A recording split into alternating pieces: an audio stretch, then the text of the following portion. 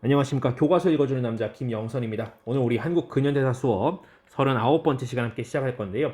오늘은 대한민국의 개헌사, 즉 헌법의 개정사를 같이 다뤄보도록 하겠습니다. 학습 목표는 대한민국 각 개헌의 계기를 중심으로 현대사의 주요 사건들을 이해한다라고 적어놨습니다. 자, 보시면 왼쪽을 보시면 여기 주요 사건, 그리고 원수라는 것은 뭐 이렇게 상대를 죽이고 싶은 뭐 그런 원수가 아니라 국가의 대표 원수를 얘기하는 거죠. 그리고 구분, 헌법, 연도, 시기와 그리고 그 개헌의 계기 및 주요 내용까지 나와 있습니다. 자, 오늘 헌법 먼저 우리가 헌법 개정되는 내용부터 보고 그 당시에 어떤 사건들이 있었는지 보도록 하겠습니다.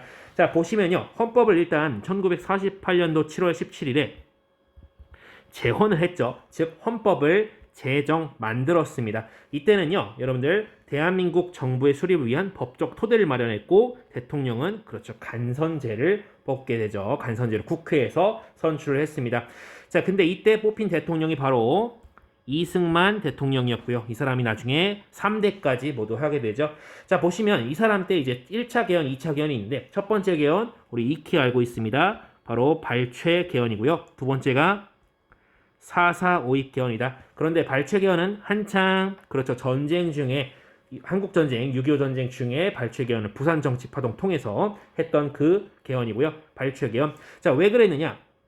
이게 왜 필요했냐? 원래 간선제였는데 대통령 간선제였는데 다음 국회에서 두 번째 국회에서 대통령의 비판적인 인사가 다수였던 거예요. 많았던 거예요. 그러니까 간선제를 통해선 더 이상 대통령 할 수 없겠다라는 생각을 판단을 해서 이승만이 이제 부산 정치파동을 통해 직선제 개헌을 하게 된 거죠. 근데 왜 발췌냐? 그 국회에서 제출한 내각 책임제 그 내용의 일부를 절충해서 즉 발췌해서 이제 집어넣었다라는 것인데 사실 일부만 내용을 넣게 되면 아무 의미 없는 그런 내용이 돼버리기 때문에 어쨌든 뭐 발췌해서 너네 의견을 받아주긴 했다 뭐 이런 생색을 내려고 했는지 아무튼 그런 의미로 발췌 개헌이라고 부르게 되었다라는 것이고요. 자, 4.4 5.2 개헌 뭐 135.33 어쩌고 했던 내용은 여기 생략하도록 하고요. 이유는 이렇습니다. 대통령과 자유당이 영구 집권하고 싶은 욕망을 드러낸 거죠. 그래서 그 내용은 초대 대통령에 한하여 중임의 제한을 철폐한다는 겁니다. 아주 중요한 표현입니다. 초대 대통령에 한하여. 그러니까 이승만 본인만 된다는 거죠. 자, 그리고 나서 3.15 부정선거가 일어나고요. 3.15 부정선거 그리고 그에 따라서 4월 혁명으로 이승만 정권이 무너집니다. 무너지고 나니까 대통령 중심제를 이 4월 혁명으로 이승만 하야시키고 나서 대통령 중심제를 이제 대통령 힘을 좀 빼야겠다라고 해서 내각 책임제로 바꾸게 되고요. 그리고 양원제 국회로 바꾸게 되죠. 이때 대통령이 있긴 있었어요. 그렇죠? 누구죠? 그렇죠. 윤보선이 국회를 통해서 당선이 됐었고요. 그의 지명으로 이제 국무총리 장면이 들어오게 됩니다. 취임하게 됩니다. 자, 근데 이때 당시에 4차 개헌도 있었습니다. 무슨 개헌이었냐? 4차 개헌 내용은요. 이 국가의 원수를 뭐 어떻게 뽑냐 이런 내용이 있는 게 아니라 3.15 부정선거의 책임자를 처벌하기 위한 소급 입법이었습니다. 우리 소급이라는 단어 한번 찾아보시길 바라겠고요. 우리 수업 시간에도 다룬 바 있습니다. 한번 요 한자대로 한번 찾아보세요. 무엇을 소급이라고 하는지. 자, 그런데 이 장면 내각에서요. 장면 정권이 아니고 장면 내각에서 여러분들 5.16 군사정변 일으키죠. 누가? 그죠? 박정희를 중심으로 한 그 군부가 이 5.16 군사정변 일으키죠. 그리고 나서 국가재건 최고회의라는 것을 만들고 그 국가재건 최고회의에서 5차 개헌을 실시하게 됩니다. 그리고 최초로 이제 개헌을 국민투표에 붙이게 되죠. 자, 무력으로 정권을 탈취한 이후에 합법성을 갖추기 위한 그런 차원에서 개헌을 한 것인데, 자, 보시면 이 내각 책임제를 다시 대통령 중심제로 바꾸게 되고요. 그리고 간선제를 다시 직선제로 바꾸게 되고요. 양원제는 어떻게 될까요? 양원제는 그렇죠 단원제로 고치게 되겠죠. 한번 체크해 주시고요. 자, 그리고 나서 이 6차 개헌입니다. 6차 개헌의 핵심 내용은 사실 대통령 삼선 개헌인데요. 왜 그랬냐면 이 69년도에 그러니까 69년도보다 한 해 전인 68년도에 북한의 도발이 다수 발생하게 되죠. 뭐 121, 뭐 청와대 습격 사건, 김신조 사건이라고도 불리고요. 아니면 뭐 뿌에블로호 나포 사건, 그리고 그해 말에 울진 삼척 무장공비 그 침수 사건 뭐 이런 것들이 일어나면서 이 박정희 정권에서 국가의 안보와 경제 발전을 위해서는 이것을 지속하기 위해서는 하던 사람이 계속 해야 되지 않겠냐 라고 하면서 그런 명분을 가지고 삼선 개헌을 이제 무리하게 하게 됩니다. 당연히 야당이나 시민들이 반대를 했는데 이 국회 별관했던 날치기로 통과를 했던 전력이 있었죠. 자, 7차 개헌 갑니다. 자, 보시면요. 이때 이제 갑자기 국회 해산시키고 비상국무회의 의결하고 국민투표 통해서 유신 헌법을 통과시키게 되는데 이게 7차 개헌이고요. 당시에 왜 이런 일이 벌어지냐면 대정부, 그러니까 정부에 대한 비판이 고조되고요. 대탕트라고 하는 그 냉전이 완화되는 분위기, 닉슨 독트린 때문이죠. 자, 그것으로 인해서 뭔가 위기에 봉착한 거예요. 위기에 봉착한 이 군부 정권이 영구 집권을 하고 싶잖아요. 그렇죠? 영구적으로, 즉 영원히 집권하고 싶은데 그래서 한 것이 바로 유신 헌법이라는 거죠. 자, 이것은 대통령의 이러한 것들을 보장해 주는 겁니다. 임기는 6년, 중임의 횟수 제한 그런 거 없고요. 유신 헌법하면 통일 주체 국민회의 한번 기억해 주셔야 됩니다. 이걸 통해서 간선제로 대통령 뽑고요. 대통령은 긴급조치 발동권도 있고 국회를 해산할 수도 있고 국회의원의 3분의 1을 임명할 수도 있고 그리고 법원의 인사에도 개입하는, 즉 입법, 사법, 행정 모든 분야에 관여할 수 있는 삼권 분립은 완전 개나 줘버린 그런 상황이 됩니다. 그래서 이때 여러분들 쭉 5대부터 9대가 바로 박정희 대통령이고요. 박정희 대통령이 이제 12.6 사태로 이제 죽죠. 죽고 나서 최규하가 잠깐 대통령을 합니다. 자, 그런데 대통령이 최규하가 된 이후에 거의 즉시로 한 며칠 안 있다가 바로 이 사람이 등장합니다. 바로 전두환이죠. 전두환이 등장해서 신군부가 등장해서 5월 광주를 완전히 짓밟고 완전히 찢어발기고 나서 너무 잔인한 사건이었어요. 그리고 나서 대통령 한번 된 다음에 대통령이 이 통일주체 국민회의를 통해서 11대 대통령이 된 다음에 바로 개헌을 발의합니다. 그래서 대통령 발의라고 써 있는 거예요. 그래서 여러분 8차 개헌 내용 보도록 하겠습니다. 대통령의 임기는 7년이었죠. 그리고 단임제입니다. 한 번만 할 수 있어요. 자, 그리고 대통령은 대통령 선거인단에서 간선제로 뽑겠다라고 하는 내용이 있었고요. 1980년의 일입니다. 그리고 나서 여러분들 6월 민주항쟁까지 쭉 오게 되는데 그게 9차 헌법이고요. 이제 현행 헌법이기도 하고 이른바 이제 87년 체제라고 부르기도 해요. 왜냐면 1987년 이후에 이 헌법을 사용하고 있기 때문에 지금 우리는 87년 체제에 살고 있습니다. 자, 어쨌든 간에 이것은 6월 항쟁 혹은 6월 민주항쟁 끝에 6.29 민주화 선언을 얻어낸 거고요. 대통령 직선제로 가게 되는 것이죠. 자, 보시면 여기 대통령은 전두환이었다라고 알아두시면 되겠고요. 자, 이 87년 여기 끝나는 이 무렵부터가 바로 6공화국입니다. 6공화국. 그렇죠? 이 대통령이나 뭔가 국가의 체제가 크게 변할 때마다 헌법상 크게 변할 때마다 이 공화국 숫자가 바뀐다고 했습니다. 그리고 요즘은 또 7공화국 얘기가 계속 수십 년째 나오고 있어요. 즉 10차 개헌 얘기가 나오고 있다는 얘기겠죠. 자, 우리 위로 올라가서 주요 사건을 좀 보도록 하겠습니다. 자, 보시면 우리가 이승만 당시에는요, 이 먼저 대통령이 되기 전에, 즉 정부 수립되기 전에 일단 해방을 먼저 짚고요. 그리고 해방된 이후에 3년 뒤에 미군정이 좀 있죠. 미군정 3년이 있고 정부 수립이 이제 48년 8월 15일 이렇게 되죠. 그거 한번 체크해 주시고요. 그리고 50년도 6.25 전쟁이 있었죠. 여기 선생님은 늘 한국전쟁이라는 표현을 쓰고 있는데 뭐 동일합니다. 6.25 전쟁이라고 해도 괜찮을 것 같아요.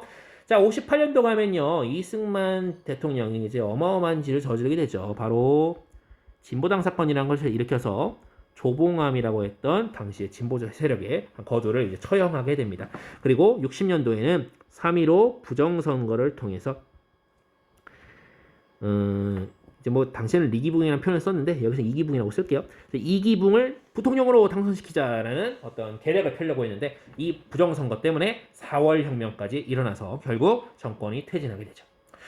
자, 이 박정희 정권 때는 상당히 이제 좀 복잡한 사건들이 있게 되는데 61년도 5.16 군사정변 일어났죠. 그리고 63년까지 어떤 일이 벌어지냐? 민주공화당 창당하고 무슨 그 정치 참여를 정치 활동 정화법 이런 것들 만들어 가지고 다른 사람들을 정치 활동을 좀 제한하는 그런 조치도 좀 취했었죠. 그리고 뒤로는 자기네들 민주공화당 만들고, 민주공화당은 박정희의 여당이라고 말씀드렸습니다. 자, 박정희가 63년도에 초선에, 즉 첫 번째 대통령 당선되는데 성공합니다.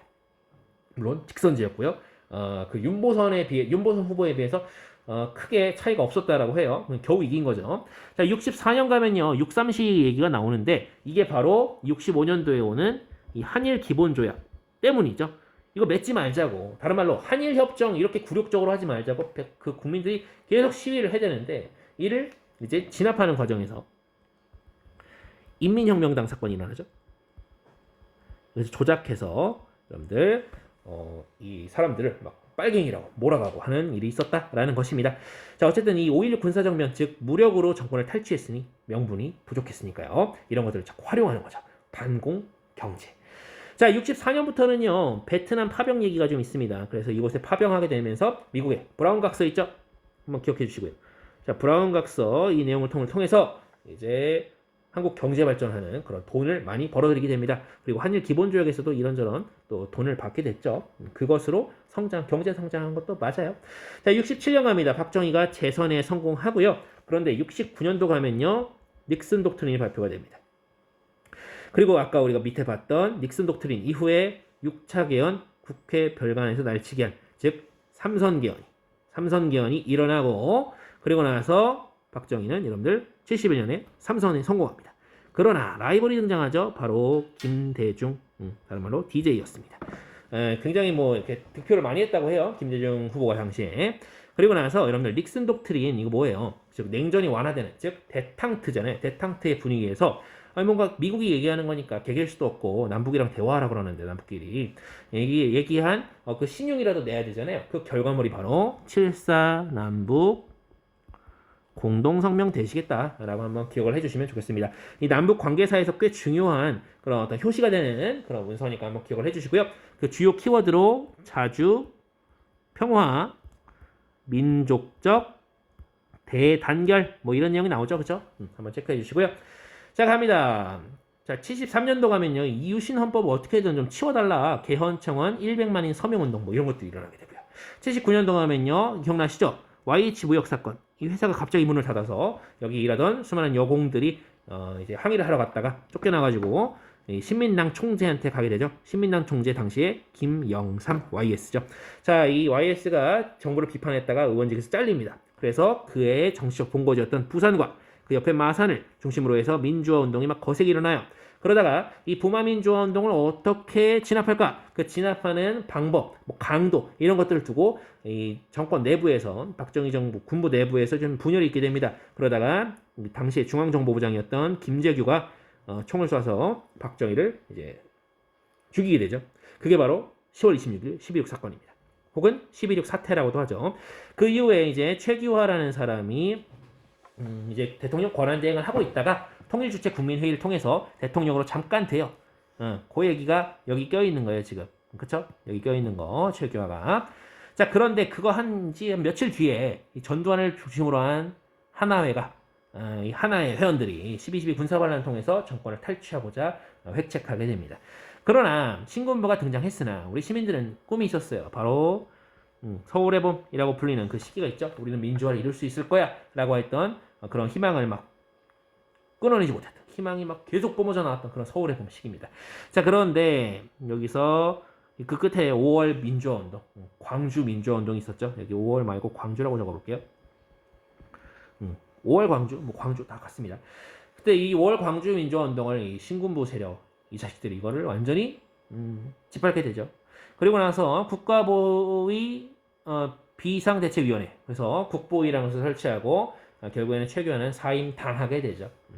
그리고 나서 이 신군부 세력은요 81년도가 되면 민주정의당을 창당하고요. 그리고 1월 달에는 87년이 되죠. 87년 1월에는 박종철 군이 고문 끝에 사망하게 되는 사건, 4월 13일 4.13 호원조치, 그리고 6월 민주항쟁, 그리고 여기 이어서 6.29 민주화 선언으로 이어지는 이야기가 나오게 될 것입니다. 자, 해서요 여러분들 상당히 많은 사건들이 오늘 같이 다뤄졌는데요. 우리 대한민국 현대사에서 주로 대통령을 어떻게 뽑고 혹은 나라의 대표를 누구로 선정하느냐를 두고 많이 바뀐 것들이 있습니다. 그냥 무작정 외우려고 하면 쉽지 않습니다. 그래서 각 계기를 함께 연결하면서 외워두는 것이, 공부하는 것이 훨씬 도움이 될 것 같습니다. 오늘 수업 여기까지 하도록 하고요. 대단히 고생 많으셨습니다.